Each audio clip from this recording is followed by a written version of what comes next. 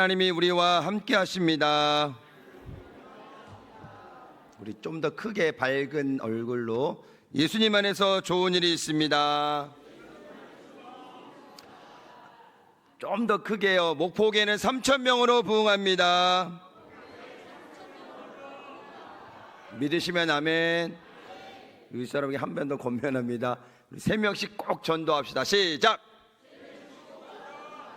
몇 명씩이요? 함께 따라합니다. 3명씩 전도하면, 크게 3명씩 전도하면 300명이 됩니다.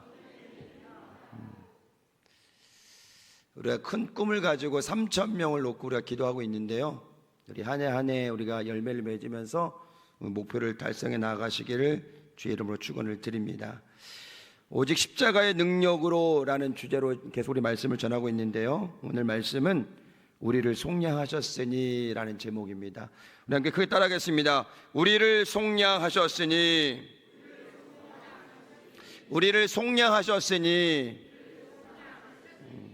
속량이라는 헬러 단어에 엑사고라조라는 문자를 쓰고 있는데요, 그 문자적으로 해석은 대가를 지불하고 노예를 사서 그 노예를 풀어준다라는 의미입니다. 속량이라는 것이 어떤 지불이, 대가가 필요한 거죠. 그 대가가 있어야 그 노예가 자유를 얻게 되는 상황이 되는 것입니다. 이와 비슷한 뜻으로 사용되고 있는 말씀이 에베소서 5장 16절에 여러분이 잘 아는 세월을 아끼라라는 말이 있죠. 거기에 아끼라에 사용되는 단어가 바로 이 엑사고라조라는 단어인데, 우리가 그 말씀을 들으면 시간, 세월을 아껴야 된다라는 의미도 있지만 좀 더 깊은 의미를 들어가게 되면은 하나님이 주신 시간을 빼앗기지 말고 다시 찾아라 라는 뜻이 있어요. 왜 하나님께서, 왜 에베소에서 그런 말씀이 나왔냐면, 지금 현 시대를 봐도요, 하나님께 집중하는 시간보다 세상으로 빼앗기는 시간들이 굉장히 많이 있다라는 거예요. 여러분, 24시간을 돌아보면 내가 그 24시간 동안에 자는 시간 빼고 깨어있는 시간 동안에 우리가 어디에 집중하고 있는지를 본인 스스로 점검해 보면, 나는 이곳에 지금 많은 시간을 투자하고 있구나, 이곳에 또 많이 집중하고 있구나라는 것이 구분이 되게 됩니다. 너희는 먼저 그의 나라와 그의 의를 구하라 주님 말씀하셨는데, 우리가 하루를 살아가면서 또 한 달을 살아가면서 1년을 살아가면서 뒤돌아보면 과연 나는 정말 그의 나라와 그의 의를 구하기 위해서 힘쓰고 있었나라는 생각이 들어봅니다. 한 해를 돌아보면 연말이 되면 꼭 후회가 되는 게 굉장히 많잖아요. 올해 내가 이거 하려고 했는데, 올해는 꼭 이걸 이루어야 되는데, 내가 성경 일동은 하기로 했었는데, 전도 1명씩은 하기로 했었는데, 뒤돌아보니까는 세월이 그냥 막 지나갔어요. 근데 막 지나간 게 아니라 우리가 굉장히 바쁘게 살았다라는 거예요. 성경을 읽을 시간도 없었고, 기도할 시간도 없었고, 복음을 전할 시간도 없었고, 그렇게 삶에 굉장히 바빴다라는 거예요. 손안에 든 이 핸드폰, 모든 정보가 다 들어가 있어요. 예전에 우리가 백과사전에 많이 물어봤어요. 펼쳐서 궁금하면. 근데 지금은 네이버에게 물어봐. 아이들도 그래요. 부모님한테 물어보는 것보다 네이버에 물어보는 게 더 빨라요. 이 작은 핸드폰 안에 세상의 모든 소식이 들어있고요, 좋은 정보도 있는데 우리가 보지 말아야 될 것, 듣지 말아야 될 것들이 굉장히 많이 있어요. 많은 사람들이 유튜브에 이제 많이 귀가 열려 있어서, 눈이 열려 있어서, 코로나 3년 동안에, 그전에는 그렇게 유튜브에 관심이 없었는데 코로나 3년을 지나고 나서는 모든 사람들이 다, 이제 80세 어르신들도 손에 든 핸드폰을 들고 유튜브를 키면서 여러 가지 많은 정보를 접하게 됩니다. 근데 그 정보가요, 좋은 것들이 아니라는 거예요. 내가 관심을 가지고 공부를 하고 무엇인가 하나님을 알아가는 데 쓰는 것이 아니라 세상의 많은 소식들, 이상한 사건들, 이상한 정보들, 또 우리 아이들은 어때요? 눈 뜨고 볼 수 없는 많은 영상들도 유튜브를 통해서 많이 올라옵니다. 그 아이들이 거실에서 이렇게 핸드폰을 보면은 유용한 정보를 검색하는 중이에요. 문을 잠그고 집에서 방에서 혼자 뭘 하고 있어. 그거 이상한 거예요, 분명히. 문을 안 열어줘요. 우리가 그만큼 세상에 많은 소식을 접하고 있지만 그곳의 시간을 많이 뺏기고 있다는 거예요. 오늘 말씀 무엇이냐면 그 빼앗겼던 많은 시간들을 다시 특별한 시간으로 찾아와라. 그 말이 뭐냐? 세월을 아끼라. 올해가 이제 9월 추석도 지나고 거의 9월 마지막 주간을 달리고 있습니다. 10월 달이에요. 10월, 11월, 12월 3개월이 남았지만 체감적으로는 한 해가 다 간 것 같은 느낌이 들잖아요. 올해 한 해 돌아보면서 여러분들 내가 어떻게 살아왔는지, 어떻게 달려왔는지, 내가 연초에 각오하고 결단했던 그 신앙의 결단들이 하나하나 이루어지고 있는지, 아니면 작년하고 똑같이, 아니면 예전하고 똑같이 그냥 결단만 하다가 한 해가 지나갔는지를 여러분 지금은 모르지만 12월 달이 되고 성탄 캐롤이 흘러나오고 눈이 내려오고 뭔가 막 한 해를 마무리하는 뭐 그런 자리에 많이 초대를 받잖아요. 그렇게 되면 또 한 해를 돌아보게 된답니다. 짧은 시간이라고 생각할 수 있는 이 하반기 3개월은요 아주 중요한 시간이고요, 내년 2025년도를 준비할 수 있는 정말 귀한 시간이라고 기억하시고 여러분들이 빼앗겼던 시간들을 다시 되찾는 시간이 되시길 바랍니다. 그리고 그 시간을 하나님의 영광을 위해서 그 시간이 한 해가 될 때 하나님께서는 놀라운 축복을 우리에게 부어주신다는 것을 여러분이 기억하시기를 주의 이름으로 축원을 드립니다. 바로 예수님은 십자가의 죽음을 통해서 우리의 모든 죄에 대한 대가를 지불하시고 죄에서 우리를 자유케 하셨다라는 것입니다. 우리는 더 이상 죄에서 종노릇할 필요가 없다라는 것입니다. 예전에 제가 갈라디아서 말씀을 나눈 적이 있습니다. 저 위층에서 여기 공사할 때 기억나시나요? 그 갈라디아 말씀을 통해서 우리에게 주시는 한 가지 주제가, 단어가 있다고 했어요. 뭔지 아시나요? 기억나시나요? 함께 따라합니다. 자유. 기억나시죠? 갈라디아에서 이야기하는, 강조하는 그 한 단어가 뭐냐? 자유라는 거예요. 근데 어디서 그 자유를 얻을 수 있어요? 예수님 안에서 주님께서 십자가를 지심으로 말미암아 우리의 죄와 모든 질병과 모든 연약함에서 자유함을 얻었다는 사실을 기억하시길 바랍니다. 그래서 앞서두의 속량과 이 자유 같은 의미를 두고 있는 것입니다. 당시 갈라디아 교인들이 다른 복음을 접하고 있는 그 상황에 사도 바울이 굉장히 안타까웠던 거예요.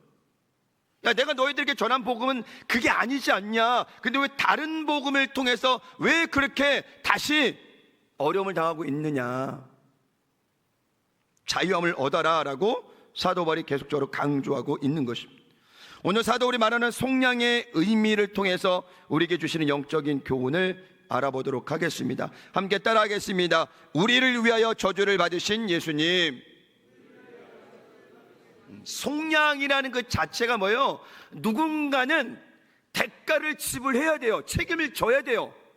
그런데 오늘 말씀은 뭐라고 그랬어요? 예수님께서 누구를 위해서? 우리를 위해서 저주를 받으신 바 되었으니 라고 기록하고 있습니다.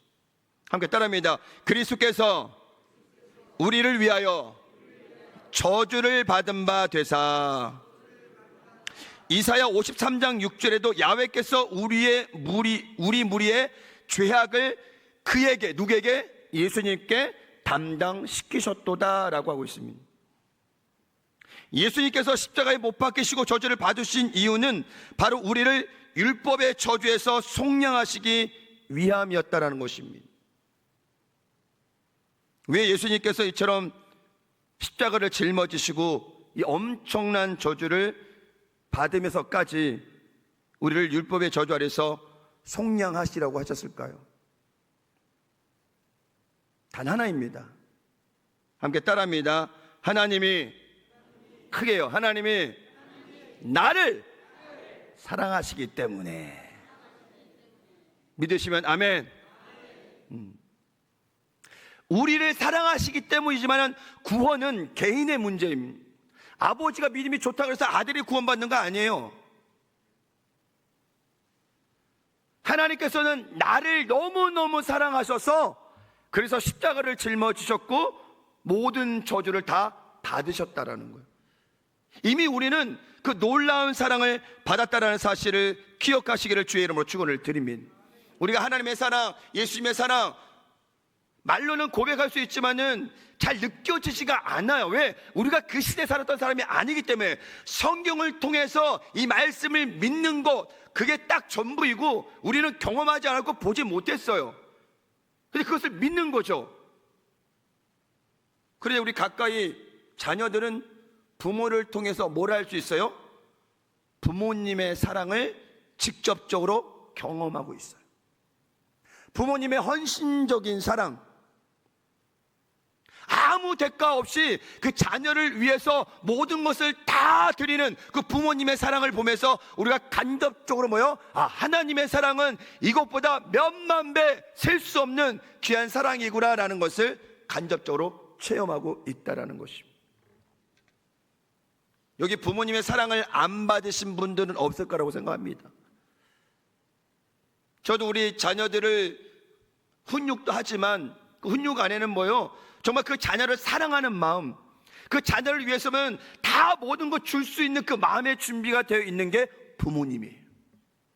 바로 하나님께서 우리를 너무너무나 사랑하셔서 죄 가운데 있는 우리를 그냥 두면 안 되니까 독생자 예수 그리스도를 이 땅에 보내주셔서 그 모든 죄를 짊어지게 하시고 저주를 받게 하시고, 누구 때문에? 나 때문에. 제가 저희 큰아들 어렸을 때 예수님께서 너 때문에 십자가 짊어지신 거 할 때니 막 울더라고요. 그때 뭔지 몰라서. 왜 나 때문이냐고, 내가 뭐 얼마나 많이 죄를 졌다고 나 때문에 예수님이 돌아가셨냐 막 그러더라고요. 나중에 우리가 성장하고 나면은 누구 때문이에요? 나 때문이에요. 나 때문. 그런 신앙 고백으로 살아갈 때 우리의 삶에 하나님의 놀라운 은혜가 넘친다는 것을 기억하시기를 주의 이름으로 축원을 드리면, 고린도서 13장은 여러분 잘 아시는 사랑장이에요. 근데 고린도서 앞에 가면요 은사장도 나와요. 엄청나게 많은 은사들이 당시 고린도 교회에 있었다라는 거예요. 여러분 보세요. 은사는 교회 덕을 세우는 데 사용되는 게 은사거든요. 자기 자랑이 아니에요. 그 은사, 받은 은사를 통해서 공동체를 살리고 사람을 살리는, 덕을 세우는 그 역할을 하는 게 은사거든요. 그런데 고린도 교회에 많은 은사가 있었지만 가장 부족했던 것이 무엇이에요? 사랑이었다는 거예요. 그래서 많은 파가 나눠졌어요. 왜 은사가 많은데 왜 공동체가 분열이 될까요? 그 은사가 잘못 사용되었거나 아니면 정말 고린도서 얘기하는 사랑이 없다 보니까 그 은사가 남을 공격하는 무기로 사용됐다라는 거예요. 지금 이 시대에 우리 교회도 이 나라에도 가장 필요한 것이 무엇이냐? 돈이 아니에요. 권력이 아니에요. 성공이 아니에요. 사랑이라는 것입니다. 가정에도 보세요. 사랑이 부족하니까 분열되는 거예요. 공동체도 사랑이 부족하면요 다 나눠지게 돼요. 우리 몸이 물이 몇 프로 있다고 그랬어요? 60%? 70%? 근데 물을 먹지 않으면 어떻게 돼요, 장로님? 쫙쫙 갈라져요. 물을 많이 안 먹으면 우리 몸에 신호가 와요. 우리 공동체 안에 사랑이 부족하잖아요. 분명히 신호가 옵니다. 사랑이 부족하니까 그래서 나눠지게 되고 싸우게 되고 시기하게 되고 질투하게 되고 남을 공격하게 되는 거예요. 바로 그 상황이 고린도 교회였다라는 거예요. 그래서 사도 바울이 강조한 게 뭐예요? 사랑을 이야기한 거예요. 사랑을. 여러분 고린도서 13장을 보면요 내가라는 낱말이 나와요. 내가. 그 내가가 바로 나라는 것을 생각해 보시고 우리 고린도서 13장을 한번 화면 나오나요? 우리 화면 보시면서 우리 고린도서 13장 그 내가의 자기 이름 넣지 마시고요, 그냥 의미적으로만 자기라고 생각하시고 우리 천천히 한번 읽어보도록 하겠는데, 반주를 조금 넣어주시면은 읽는 데 좀 도움이 될 것 같아요. 작게. 자, 우리 한번 읽어보겠습니다. 시작.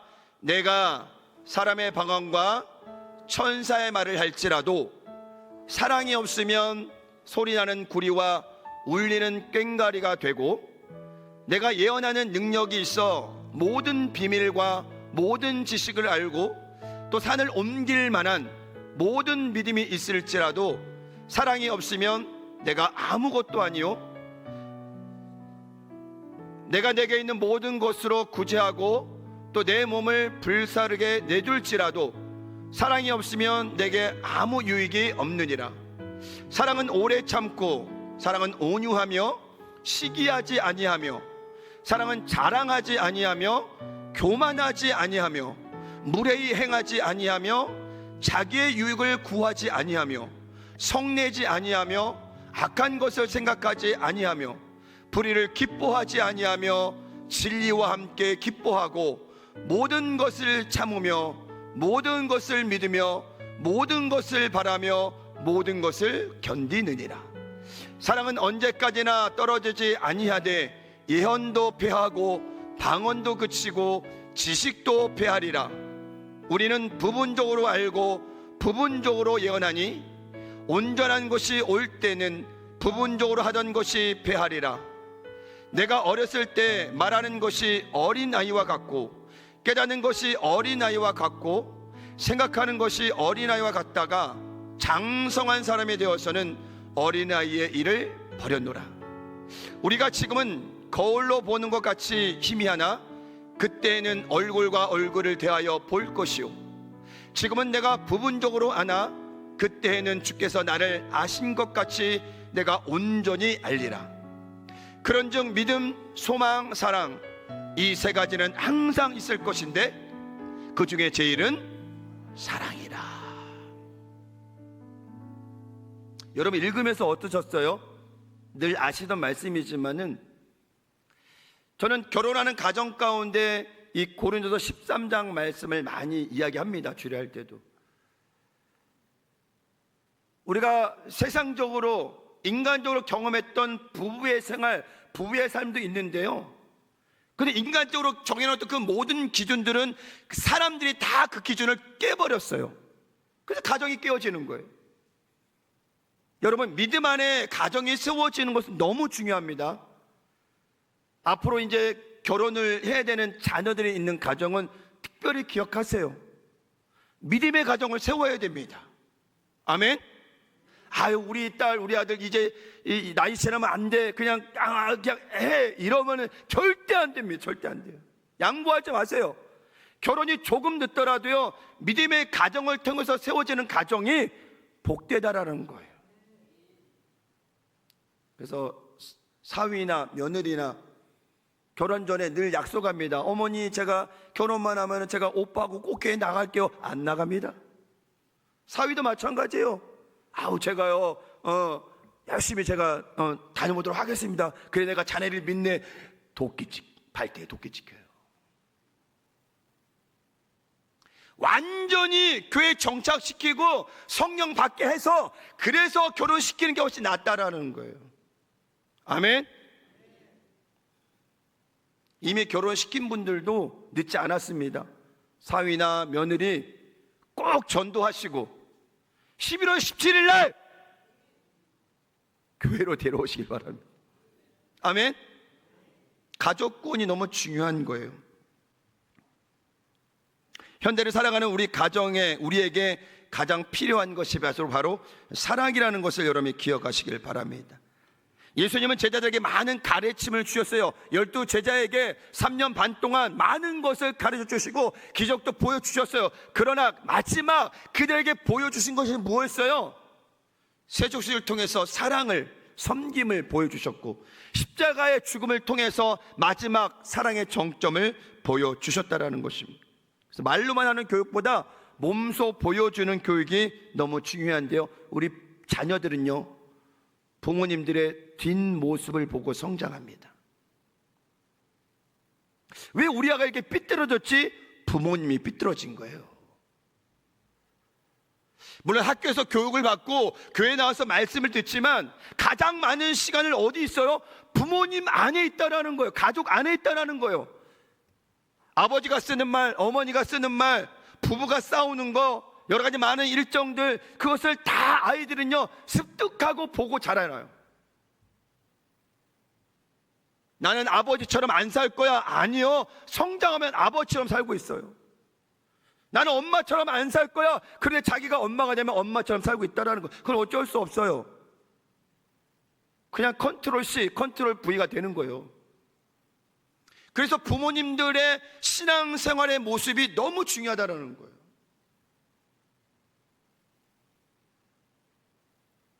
저희 아이들이 대통령 되려고 꿈 먹었다가 지웠다 그랬잖아요. 대통령 감옥 가는 거 보고. 그 자기가 목사가 되겠다고 해요.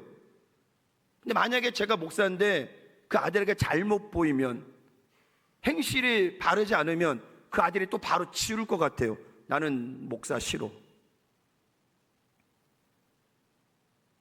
여러분, 부모님이 완전하지 않습니다.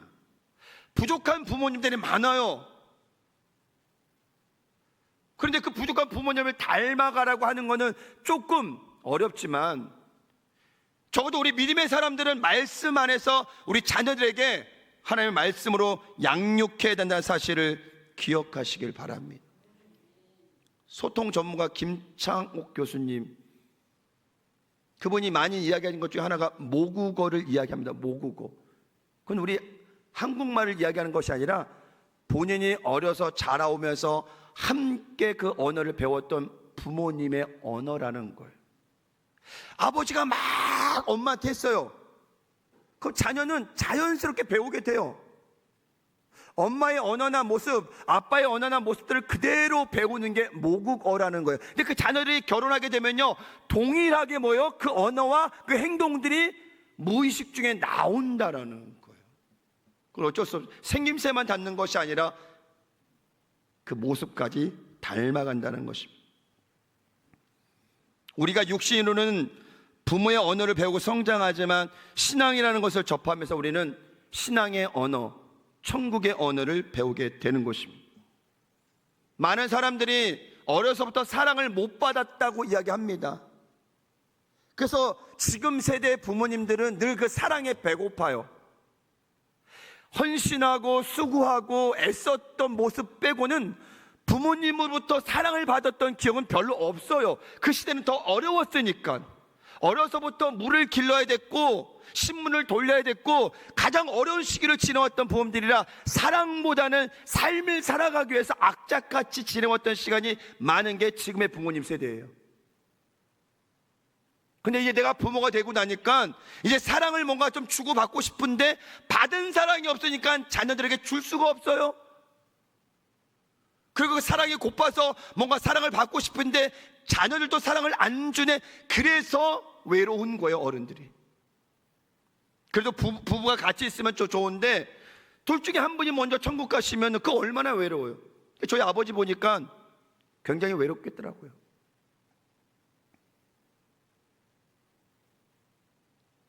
그런데 우리는 세상 사람들이 느끼는 그 외로움에서 우리는 자유함을 얻을 수 있어야 돼요. 우리는 이미 주님께서 우리를 사랑하셨다는 증거로 십자가의 사건을 보여주셨어요.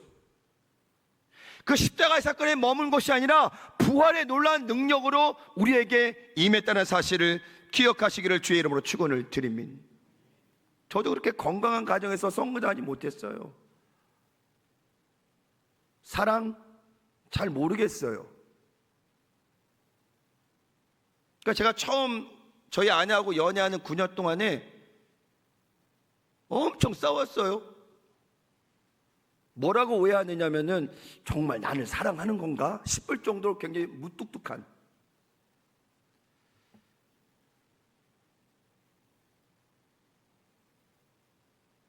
그렇게 성장하면서 주님을 만나고 사역을 하면서 진정한 하나님의 사랑, 예수님의 사랑을 체험하고 나니까 이제 내가 이 사랑을 전해야겠구나라는 생각이 드는 거죠. 그리고 우리의 마음 가운데 잊지 말아야 될 절대 긍정과 절대 감사의 언어들이 우리의 삶에 있다라는 것을 여러분이 기억하시기를 주의 이름으로 축원을 드립니다.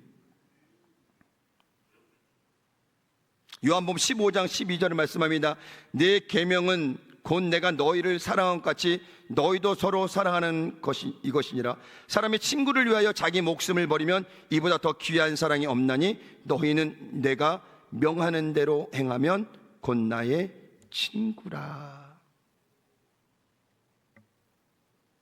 친구를 위하여 목숨을 드릴 수 있는 사람, 정말 귀한 친구가 누구 친구냐? 가장 어려운 시기에 나를 도와줄 수 있는 사람. 그렇게 떠들어대도 어려울 때 뒤에 돌아서는 친구들 많습니다. 그건 진정한 친구가 아니에요. 예수님은 뭐요? 우리 친구가 되어주셔서 십자가를 짊어지셨다라는 거예요. 이 우리 교회 공동체 안에 우리 성도들은 그 예수님의 사랑을 받았기 때문에 그 사랑을 실천하며 살아가면 된다라는 것을 여러분이 기억하시기를 주의 이름으로 축원을 드립니다.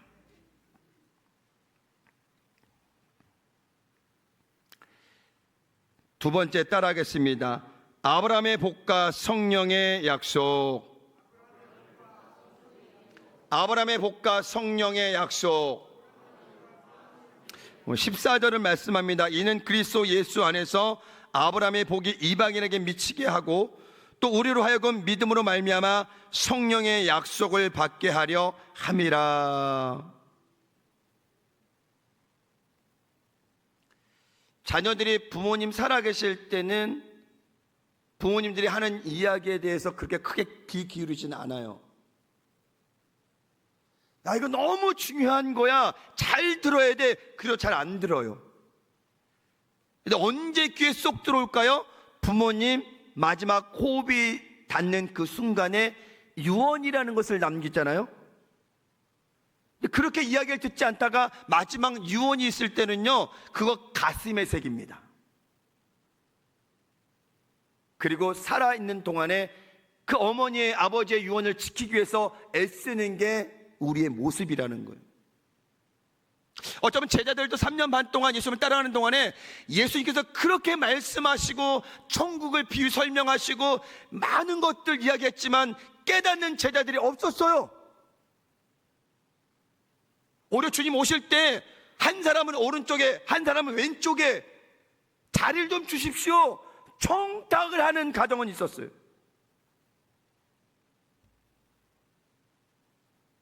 근데 주님께서 십자가를 짊어지시고 우리에게 주신 그 놀라운 사랑, 그 놀라운 은혜들을 우리는 이제 깨닫게 된다라는 것입니다. 근데 오늘 예수님께서는 십자가의 저주만 받은 것이 아니라 그 속량을 통해서 오늘 말씀해 보니까는 아브라함의 복과 그 다음에 성령의 약속을 주셨다라고 이야기를 하고 있습니다. 이 아브라함의 복은 무엇일까요? 무엇이냐면 내가 너로 큰 민족을 이루고 너를 복되게 하라. 너를 축복하는 자를 내가 축복하고 너를 저주하는 자를 내가 저주하리니 땅의 모든 족속이 너로 인하여 복을 받을 것이라. 함께 따라합니다. 너를 복되게 하리라.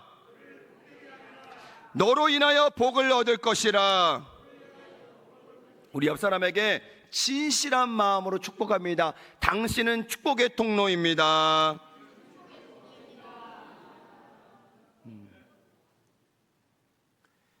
정말 그 복을 기대하고 인사하는 사람이 있고요, 뭐 이거 이렇게 인사해봤자 뭐 내가 뭐 축복의 통로가 되겠어라고 하는 인사도 있는데, 여러분 아멘으로 받으시길 바랍니다. 이미 하나님께서는 우리에게 속량을 통해서 저주를 대신 받으신 거기에 머문 것이 아니라 그 이면에 주님께서 주시기도 하는 바로 보너스가 있는데, 그것이 무엇이냐? 바로 아브라함의 복이라는 사실을 여러분이 기억하시기를 주의 이름으로 축원을 드립니다. 혹시 1세대 신앙이 있으신가요? 나는 우리 가정의 가문의 1세대다. 1세대 다 아니신가요? 1세대가 힘들까요? 안 힘들까요? 힘들어요. 힘들다고 얘기한 사람들은요, 겪어본 거예요. 정말 힘들어요. 저는 2세대라 힘들지 않아요. 제 어머니가 1세대였기 때문에 엄청 힘들었고, 어머니가 닦아놓은 그 자리에 저는 올라서 지금 성장하고 있어요. 이렇게. 어머니의 신앙이 아니었다면, 어머니의 그 헌신이 아니었다면 제가 여기 있었을까라는 생각도 해보게 됩니다. 그런데 지금 여러분들이 1세대라면 그 1세대의 눈물, 1세대의 헌신, 1세대의 그 사랑 때문에 여러분 다음 세대가 복을 받게 돼 있어요. 아멘. 2세대가 자리를 잘 잡아 성장하면요, 3세대는 어떻게 돼요? 열매 맺어요. 열매 맺어요. 그리고 4세대면 어떻게 될까요? 결코 흔들리지 않는 믿음의 가정이 된다는 거예요. 지금 1세대가 대부분 많으신데 여러분들 조금만 인내하시고 조금만 더 참고 그리고 기도하시길 바랍니다. 여러분들의 지금의 눈물과 헌신이 여러분 다음 세대가 복을 받는 눈물이라는 사실을 여러분이 기억하시기를 주의 이름으로 축원을 드립니다. 그래서 신앙의 교육이 너무 중요한 거고, 세상에 성공이라든지 그 명예라든지 그 모든 것을 잃어버려도요, 신앙의 교육만 잘 붙들고 있으면은 그 신앙의 성공을 통해서 세상의 성공까지 얻지 못하는 모든 것까지 하나님께서 채워주신다는 사실을 여러분이 기억하시길 바랍니다.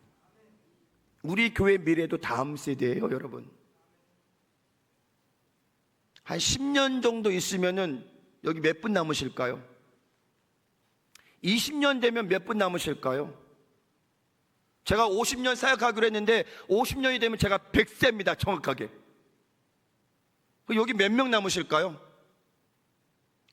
다음 세대가 지금부터 건강하게 성장해서 자리를 잡아야 우리 교회뿐만 아니라 이 한국에도 미래가 있다는 사실을 기억하시기를 주의 이름으로 축원을 드립니다.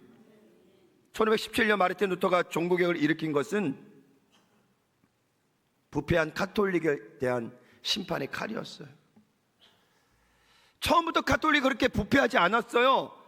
말씀으로 살아갔고 뭔가 신앙을 지켜갔고 나름대로 종교라는 것을 지켜갔어요. 그런데 그들에게 돈과 명예와 권력과 정치가 손에 들어가고 나니까 보이는 것이 없어요. 물질이 있는 곳에 사람의 마음이 있는 거예요, 여러분. 돈이 있는 게 나쁜 건 아니에요. 좋은 거죠. 그러나 돈이나 명예나 권력이나 그 모든 것들은 좋게 아름답게 사용될 때 좋은 거지, 그걸로 잘못 사용되면 죄를 짓게 되는 것입니다. 그래서 교회가 점점 무너지게 되는 거죠. 지금 현 시대 우리 교회도 우리 교회가 아니라 이 땅의 교회가 그렇게 건강하지 않아요. 세속화된 모습들이 많이 있다라는 거예요. 그래서 뉴스에 유튜브에 많은 목사님들의 그 민낯이 드러나고 부끄럽게 물러나고 교회는 막 피켓 들고, 왜 그런 모습이 교회에 있어야 될까요? 1517년 그 이전에 있었던 그 가톨릭의 부패가 아주 쌓였던 것처럼 어쩌면 이 땅의 교회가 지금 그렇게 세속화될 수 있다라는 거예요. 우리가 깨어서 기도하고 개혁이 필요하다면 개혁을 해야 된다는 사실을 여러분이 기억하시기를 주의 이름으로 축원을 드립니다. 두 번째 우리에게 주신 것이 무엇이냐? 성령의 약속이라는 것입니다. 성령의 약속. 성령님은 삼위일체 하나님의 제3위이며 성부 하나님, 성자 예수님과 본질적으로 동일하신 하나님이십니다. 이렇게 신학자들이 정의를 했지만 쉽지가 않아요. 이해하기도 어려워요. 그러나 우리는 말씀을 믿는 거예요.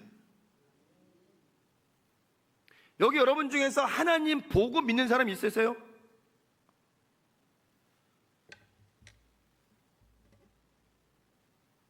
그래서 여러분, 우리가 구원받는 조건이 뭔가 선한 행위가 아니라 바로 믿음으로 구원을 받는 거예요. 예수님 십자가에 달려 돌아가신 거 세상은 믿지 않아요. 예수님은 한 인간이라고 생각을 해요. 근데 우리는 믿잖아요. 하나님의 아들이시고 삼일체 하나님이심을 우리 믿잖아요. 그 믿음을 통해서 우리가 구원을 받게 된 것입니다. 초대교회는 여러 가지 많은 어려움들이 있었어요. 스데반의 순교를 통해서 많은 제자들이 같이 순교하게 되었고, 옥에 갇히고 매를 맞고 그렇게 대우를 받지 못했던 그 시기이지만은 그래도 하나님께서는 그 시대에 사울이라는 청년을 통해서 주님 만나게 하시고 유럽의 복음화가 그를 통해서 그렇게 퍼졌다는 것을 우리는 기억해야 합니다. 에스겔서 36장 26절 이하에 보니까 이런 말씀이 있습니다. 또 새 영을 너희 속에 두고 새 마음을 너희에게 주되 너희 육신에서 굳은 마음을 제거하고 부드러운 마음을 줄 것이며 또 내 영을 너희 속에 두어 너희로 내 율례로 행하게 하리니 너희가 내 규례를 지켜 행할지라. 우리가 성령을 받아야 돼요. 딱딱해져 있던 우리 마음들 성령의 역사를 통해서 보들보들해지고, 여러분 은혜를 받으면 사람이 변하잖아요. 그렇지 않나요? 은혜 받기 전에는 막 딱 뭔가 굳어져 있고 뭔가 그냥 표정도 그렇고 그렇지만 은혜 받은 사람들, 막 성령 받은 사람 얼굴 보세요. 얼마나 밝은가. 막 악의 모습이잖아요. 옆 사람 한번 보세요. 째려보지 마시고 정말 은혜 받은 사람들은 얼굴이 밝아요. 뭔가 분칠해서가 아니라 그냥 이 안에 성령의 빛이 이 얼굴을 통해 나타난다는 거예요. 그래서 우리가 이야기하는 텐션이 좋은 거예요. 막 기쁘고 감사하고 찬양이 넘치고 막. 우리 교회가 그러한 교회가 되시기를 주의 이름으로 축원을 드립니다. 오늘 주님께서 주신 약속의 말씀, 우리를 속량하셨으니, 여러분 우리가 사랑받은 하나님의 자녀임을 깨닫고 이제 우리가 이 땅에 살아가는 동안에 성령의 능력을 통해 또 아브라함의 복을 통해서 많은 사람들에게 이 은혜를 전하며 말씀을 전하며 복음을 전하는 귀한 삶을 살아가시기를 예수님의 이름으로 축원을 드립니다.